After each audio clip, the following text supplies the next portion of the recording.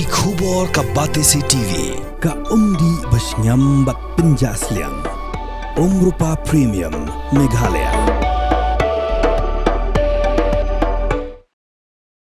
Menteri Sarkar uba AL hek ulong baka Mrssa kadega Biang tam ban Khanglad ke Jingwan Rung Kyrthep ki Kiba Nabar hagani ke jela jongi bal ulong baka Mrssa kana ktai ki nawan jongok kai perthei ki bawan hagani ke jela Henry kanyarap penban yaki uba hek ulong baka Sarkar kadega ban persangna on pentrikam yakani bat kanyarap shibun ulong ru baka Mrssa kan penkubor ki dorbas nong bat kumjuru yaki trayeng ki ba ai yeng bat kiru kindan ya benta ka bakraw mantela kam ya Jingwan Rung ki Kiba Nabar.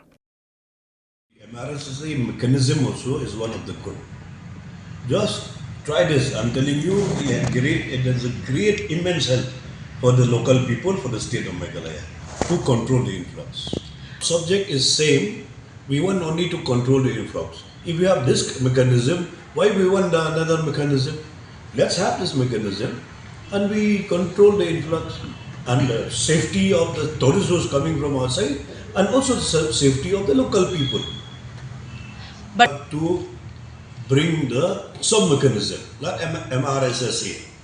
So it will be protect the influx to the state of Meghalaya, not only for the tourists which I told before, even for the local people also. And also we empower to the Shnong, we empower to the people, the homestay people, we empower everybody to check the influx. We are the government, we will discuss this in the cabinet immediately to place this. We said that we have a very good mechanism to bring the Mrssa in, that it can be controlled the influx to the state of Meghalaya. And this is good for the tourists and this is good also for the local people. Wat penleno yakani kakabu ki sopti etho ki babha bat shongdor nadu saw po hajar hadu hundriu po hajar tingka menta phila banyo hagador lai po hajar tingka ya ki sopti etho ba shongdor hinyo po hajar seneng pinyo tang san po hajar tingka tang kata ka we ki sopti ka de ka we ki design tang na ka benta jongpi wan jit nok loi na molai moro bat na mot pran po no menta hau khandai saw lai hundriu san pra hinyo lai pra